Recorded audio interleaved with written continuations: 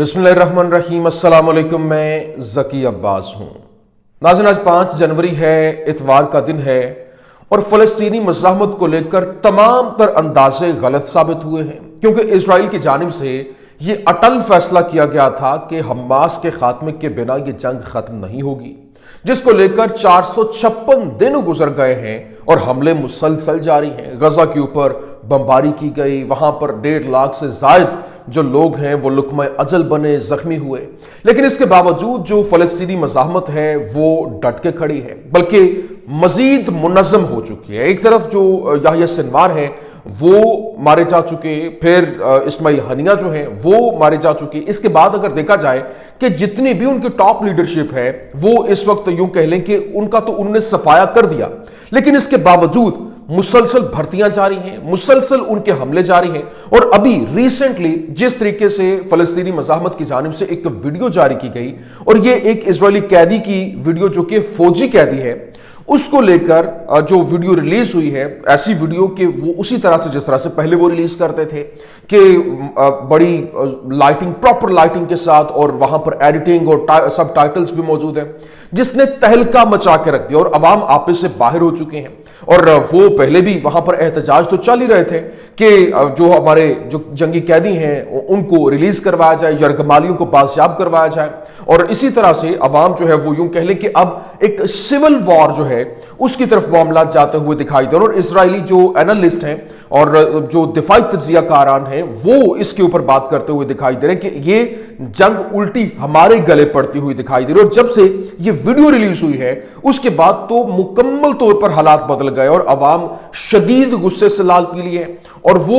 जो यहां पर कह लें कि नेतन्याहू का घर है उसकी तरफ उन्होंने पेशकदमी की, जहां पर पुलिस और जो अवाम है उसके दरमियान झड़पें भी हुई, जिसके बाद अवाम को पीछे धकेलने की जो पुलिस की जानिब से कोशिशें की गई। और यहां पर एक खाना जंगी का माहौल जो है वो दिखाई दे रहा है, जो कि अब उनके अपने एनालिस्ट जो हैं वो ये कह रहे हैं कि ये जंग उल्टी हमारे गले पड़ रही है अगर ये जंग बंद नहीं होती, क्योंकि अवाम के अंदर उस एक वीडियो क्लिप ने तहलका मचा कर रख दिया, जो 2 मिनट का वीडियो क्लिप है। अब उसके अंदर ऐसा उस जंगी कैदी ने कहा क्या, उस खातून ने जिसका नाम लीरी अल-बैक था, उसने ऐसा कहा क्या था कि जिसने पूरे का पूरा मंजरनामा तब्दील कर दिया। ये बड़ी अहम स्टोरी है, ये आपके सामने रखना है। और फिर जो फलस्तीनी मज़ाहमत की जो ताकत है वो एक बार फिर से बहाल हो चुकी है और बाकायदा तौर पर ये इजरायली टीवी चैनल जो है वो इस बात को तस्लीम कर रहे हैं। और यहां ना सिर्फ ये बल्कि जो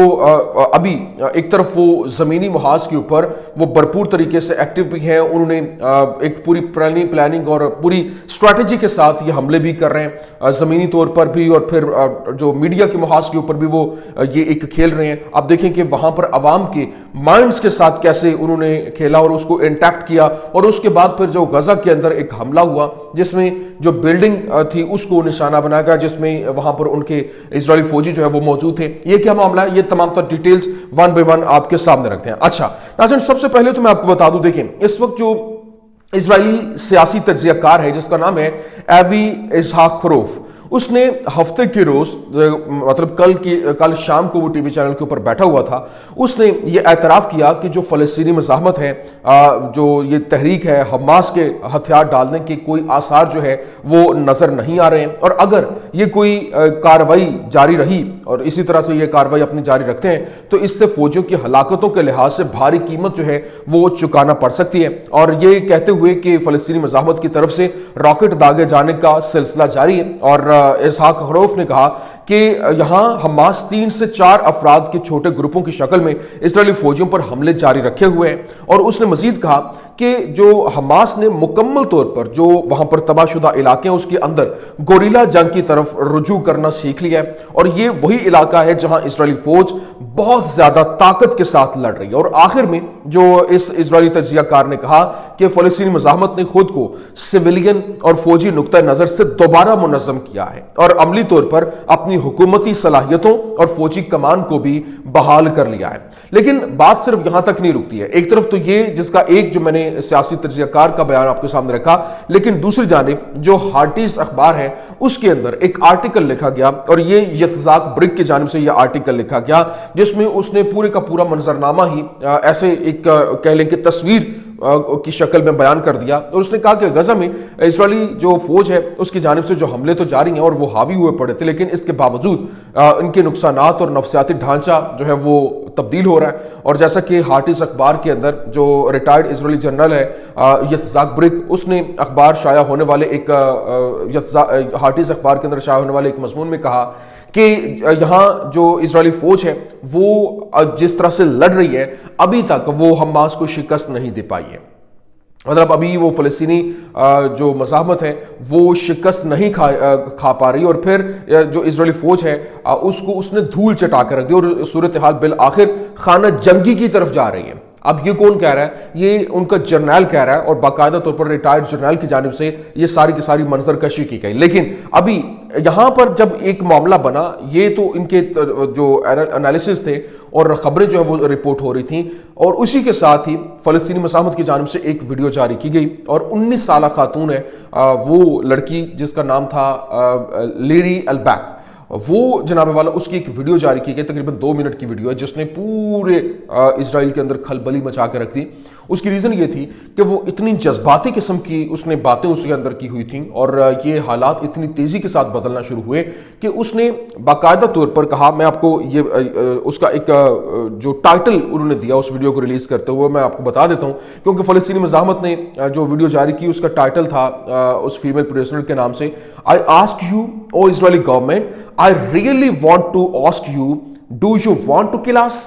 کہ میں آپ سے پوچھنا چاہتی ہوں اسرائیلی گورنمنٹ، میں واقعی میں آپ سے پوچھنا چاہتی ہوں کہ کیا آپ چاہتے ہیں کہ ہم مارے جائیں؟ اب اس کے اندر جو اس نے باتیں کی وہ عوام کے اندر اس نے کھلبلی مچا کے رکھ دی،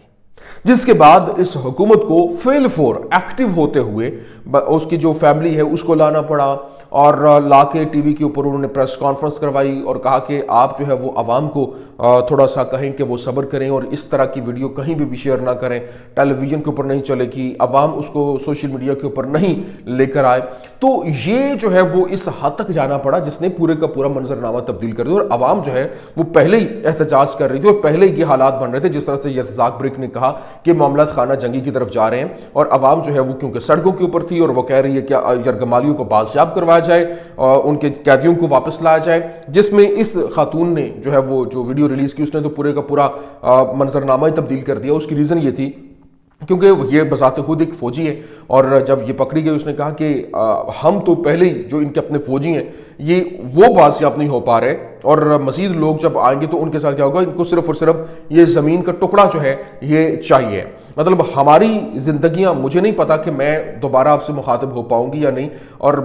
مجھے نہیں پتا کہ میں جی پاؤں گی یا نہیں۔ تو اس کا مطلب یہ ہے کہ پہلے بھی جتنے لوگ ہمارے مارے گئے ہیں وہ یہ تو ہمیں پروٹیکٹ کر رہے ہیں، لیکن جو حملوں کی وجہ سے جو اسرائیل نے حملے جس طرح سے کیے ان کا وہ نشانہ بن گئے۔ تو یہ اس وقت پورے کا پورا حالات یہاں پر بدلتے ہوئے دکھائی دے رہے ہیں۔ ابھی آپ اندازہ کریں، ایک طرف یہ سینیریو بنا جس نے وہ پیش قدمی کر رہے ہیں، عوام جو ہے وہ پھر ریزسٹنس کے درمیان ان کی جو جھڑپیں بھی ہوئیں وہاں پر فوج، پولیس اور عوام کے درمیان۔ اس حوالے سے بتایا گیا کہ تل ابیب میں جو نتن یاہو مخالف ایک اور احتجاج جو ہے وہ تشدد اور گرفتاریوں کے اوپر ختم ہوا، اور مظاہرین نومبر 2023 سے ہر ہفتے کو غزہ میں جنگ کے خاتمے اور یرغمالیوں کے تبادلے کے معاہدے کا مطالبہ کر رہے ہیں۔ لیکن ایک طرف یہ سینیریو چل رہا ہے، دوسری طرف جو اس وقت جو فلسطینی مزاحمت ہے وہ ریزسٹنس کس طریقے سے حملے کر رہی ہے زمینی طور پر۔ ابھی بتایا گیا، یہ خبر صاحب نے بتایا گیا کہ جی Gaza resistant detonate house infiltrated by Israeli troops, جو اسرائیلی فوجی ہیں وہ ایک بلڈنگ کے اندر موجود تھے، اس کو جو فلسطینی مزاحمت کی جانب سے نشانہ بنایا گیا، اور یہ حملے جو ہے وہ ان کی جانب سے جاری ہیں۔ لیکن اب جو معاملات ہیں وہ بڑے تیزی کے ساتھ بدل رہے ہیں، اور برازیل کی ایک عدالت نے پولیس کو حکم دیا ہے کہ وہ غزہ میں جنگی جرائم کا ارتکاب کرنے والے جو فوجی ہیں ان سے تفتیش کرے، اور فوجی کا کہنا ہے کہ وہ اس وقت برازیل کے اندر بطور سیاح موجود ہے، مطلب یہ جہاں جہاں پہ بھی جا رہے ہیں ان کو وہاں پر مشکلات کا سامنا کرنا پڑ رہا ہے۔ لیکن ابھی جو اس وقت کہہ لیں کہ لبنان کا محاذ ہے وہ دوبارہ سے گرم ہوتا ہوا دکھائی دے رہا ہے، اور لبنان اور اسرائیل کی جنگ دوبارہ سے چھڑتی ہوئی دکھائی دے رہی ہے۔ کیوں؟ کیونکہ اسرائیلی فوج کا لبنان اور شام میں جو مستقل موجودگی کا منصوبہ ہے، اور پھر اسرائیلی رہنماؤں کا مقصد جو ہے وہ جنوبی لبنان کے اندر 12 چوکیاں بنانا ہے، اور جو حزب اللہ کے صحافیوں کے کہنا ہے کہ اگر اسرائیل نے 60 دنوں کے اندر لبنان سے اپنی فوجیں نہ نکالیں تو ہم ایک بار پھر جنگ میں جائیں گے اور دشمن کو طاقت کے ذریعے نکال باہر کریں گے۔ تو یہ اس وقت دوبارہ سے یہ جو جنگ بندی ہے وہ ختم ہو کے ایک لڑائی کی صورت اختیار کرتی ہوئی دکھائی دے رہی ہے۔ لیکن یہاں پر ابھی جو کنیسٹ کے 8 ممبران ہیں ان کی جانب سے یہ جو ہے وہ مطالبہ کیا گیا یہ اسرائیل کارڈز کے ساتھ، جو وزیر دفاع ہے اس کے ساتھ، کہ غزہ میں جو پانی ہے، کھانا ہے، اور مکمل طور پر اس کو بند کیا جائے تاکہ اس کا جو ایک ریئل میننگ جو کلینزنگ ہے یہاں پہ ان کا صفایا، خصوصی طور پر فلسطینیوں کا صفایا ہونا چاہیے۔ تو یہ وہاں پر پانی اور خوراک مکمل طور پر روکنے کی پلاننگ بھی کر رہے ہیں۔ لیکن دوسری جانب جس طرح سے اس وقت جو روس ہے، روس کا محاذ بھی گرم ہے، روس کے اندر سینٹرل روس تک کو نشانہ بنایا گیا ہے اور وہاں پر جو دہشت گردانہ حملے جو ہے وہ ہوئے۔ اب جناب والا روس اس حوالے سے باقاعدہ طور پر پیش قدمی کر رہا ہے، اور جو یورپی میڈیا ہے، جو انٹرنیشنل میڈیا ہے، وہ رپورٹ کر رہا ہے کہ روس اس وقت تک نہیں رکے گا جب تک وہ ڈناپر تک جو ہے وہ نہیں پہنچ جاتا۔ اور CIA کے سابق جو تجزیہ کار ہیں لیری جانسن، اس نے کہا کہ اگر مغرب ولادیمیر پیوٹن کی شرائط کو قبول نہیں کرتا ہے تو روس محاذ پر پیش رفت کرے گا، اور مغرب کے پاس یہ اختیار ہے کہ وہ پیوٹن کے مطالبات کو مانے یا نہ مانے، لیکن مغرب ایسا نہیں کرے گا۔ لہٰذا روس اس وقت تک جارحیت جاری رکھے گا جب تک وہ ڈناپر تک نہیں پہنچ جائے، اور مغرب اس بارے میں کچھ بھی نہیں کر سکتا ہے، اور نہ ہی یوکرین کر سکتا ہے، جبکہ روسی فوج دشمن کی قوتوں کو ختم کرنے کی رفتار کو برقرار رکھے ہوئے ہے اور انسانیت کے تحفظ کے لیے محاذ آرائی میں ملوث نہیں ہے، اور روس کو کوئی جلدی نہیں۔ اور پھر مزید یہ بھی بتایا گیا، دیکھیں S-500 جو میزائل سسٹم ہے اس کی پہلی رجمنٹ کرمین پل کا دفاع کرے گی، اور یہ پہلے ہی ٹیسٹوں کے دوران جو 2019 کے اندر کیے گئے تھے وہ S-500 جو US اسپیس انٹیلیجنس سروس کے مطابق 481.2 کلومیٹر کے فاصلے پر اہداف کو نشانہ بنانے کی صلاحیت رکھتا ہے، اور یہ کامیاب اس میں ہو چکا ہے، جبکہ مقابلے کے لیے روسی S-400 کی زیادہ سے زیادہ رینج جو ہے وہ 400 کلومیٹر تک ہے، اور امریکی تھاڈ جو ایئر ڈیفنس سسٹم ہے، پیٹریاٹ ڈیفنس سسٹم ہے، ان کی صرف 200 کلومیٹر تک ہے، اور ہر S-500 7 کلومیٹر فی گھنٹہ کی رفتار سے اڑنے والے جو بیلسٹک میزائل ہیں اس کے 10 وار ہیڈز کا پتہ لگا رہے ہیں، اور بیک وقت ان مار کرنے کی قابل ہوگا، اور ایک رجمنٹ کے اندر 12 جو لانچرز ہیں وہ ہو گئے۔ تو آپ اندازہ کیجئے کہ کس طرح سے جو روس ہے وہ اپنے آپ کو مستحکم اور مضبوط کر رہا ہے، اور اس نے S-400 جو کہ لانچ کیا، اسی وجہ سے جس طرح سے اوراشنک میزائل ہے، جس طرح سے دیگر ہتھیار ہیں، وہ پورے کا پورا منظرنامہ بدلتے ہوئے دکھائی دے رہے ہیں۔ اب دیکھنا یہ ہے کہ یہ جو حالات تیزی کے ساتھ بدل رہے ہیں، جس طرح سے گرین لینڈ کے اوپر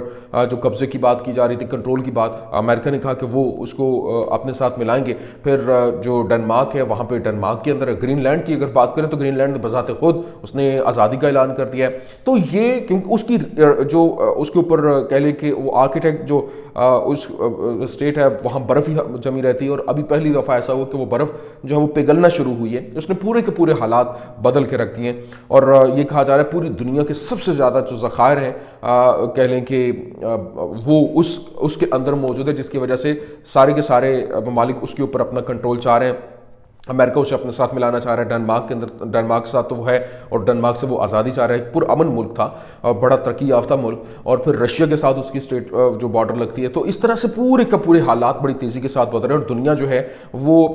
اب مزید پیش قدمی کرتے ہوئے جو سامراجی قوتیں ہیں وہ اپنا تسلط بڑھاتی ہوئی دکھائی دے رہی ہیں۔ یہ کچھ اہم ترین اپڈیٹس تھی، میں نے کہا میں آپ کے سامنے رکھ دوں۔ امید کرتے ہیں ویڈیو آپ کو پسند آئی ہوگی، پسند آنے کی صورت میں لائک کیجیے، شیئر کیجیے، اور ہمارے چینل کو سبسکرائب کرنا مت بھولیے گا۔ شکریہ۔